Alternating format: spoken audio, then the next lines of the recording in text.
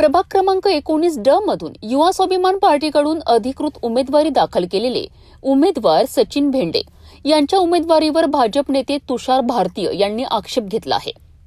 तुषार भारतीय यांनी निवडणूक अधिकाऱ्यांकडे सादर केलेल्या आक्षेपांमध्ये म्हटले आहे की सचिन भेंडे हे अमरावती महानगरपालिकेचे ठेकेदार असून नियमांनुसार त्यांची उमेदवारी रद्द करण्यात यावी। प्रभाग क्रमांक 19 मध्ये मी अर्ज भरला आहे आणि त्या ठिकाणी एक उमेदवार सचिन भेंडे यांनी पण अर्ज टाकला आहे, पण ते महानगरपालिकेचे कंत्राटदार आहेत। त्यांनी जिल्हा नियोजन आणि महानगरपालिकेची कामं घेतली आहेत आणि त्या कामाचं डिफेक्ट लायबिलिटीज जो असतो तो 3 वर्षाचा आहे। त्यामुळे त्याच्या अगोदर तो कॉन्ट्रॅक्ट संपू शकत नाही आणि तो कॉन्ट्रॅक्ट दुसऱ्याला ट्रान्सफर पण नियमानुसार होऊ शकत नाही आणि म्हणून हे जर कंत्राटदार आहे तर त्यांना नगर परिषदेची उमेदवारी ही मिळू शकत नाही, ते लढू शकत नाही। त्याच्यावर आम्ही ऑब्जेक्शन घेतलेलं आहे आणि त्याच्यावर रिटर्निंग ऑफिसर जे आहेत दराडे साहेब त्यांच्याकडे आमची बाजू मांडणं सुरू आहे। उसमें आपने कुछ पॉइंट भी निकाले थे कि उन्होंने उनके लाइसेंस को कैंसिल करने के संदर्भ में एक पत्र दिया था, वो बड़ी आपने गलती पकड़े है, वो क्या गलती थी? नाही, त्यांनी 2025 म्हणजे 17 डिसेंबरला त्यांनी एक पत्र दिलं की माझं लायसन्स रद्द करण्यात यावं।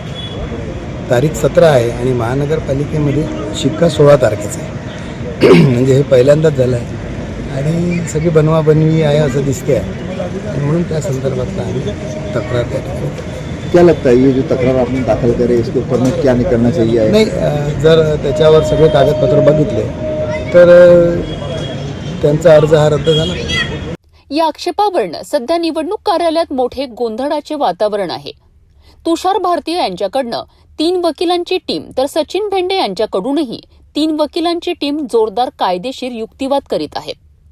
दोन्ही बाजूंनी नियम, कागदपत्रे आणि निवडणूक कायद्याचे दाखले सादर करण्यात येत आहेत। या प्रकरणाचा निर्णय थोड्याच वेळात येण्याची शक्यता असून त्याकडे संपूर्ण शहराचे लक्ष लागले आहे।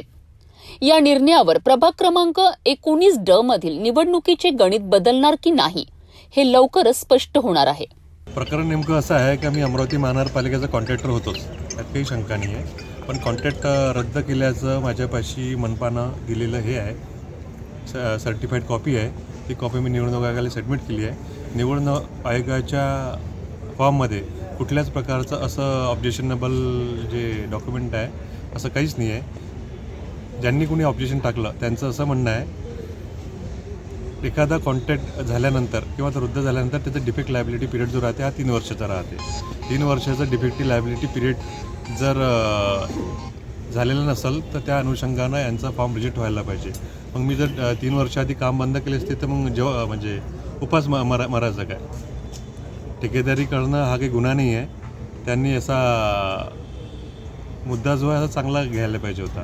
हा चुकीचा मुद्दा घेतला आहे असं काही नाही आहे। असं जर असेल तर अर्ध्या महाराष्ट्रातले फॉर्म रिजेक्ट व्हायला पाहिजे। मग अर्ध्या महाराष्ट्रात असे लोक उभे आहेत ज्यांच्या वेगवेगळ्या प्रकारच्या वेगवेगळ्या लायबिलिटीज त्यांच्या अंगावर आहेत। आम्हाला जसं करायचंच असतं तर आम्ही महानगरपालिकेत जे जुने नगरसेवक आहेत किंवा सभापती होते असे यांचे अनेक मुद्दे अमरावती महानगरपालिकेत फाईल पेंडिंग्स आहेत।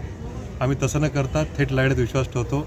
आमदार रवी राणा साहेबांच्या विश्वासावर, आमच्या कामाच्यावर लोकांनी जनतेने जे विश्वास ठेवला त्याच्यावर लढायची आमची तयारी आहे।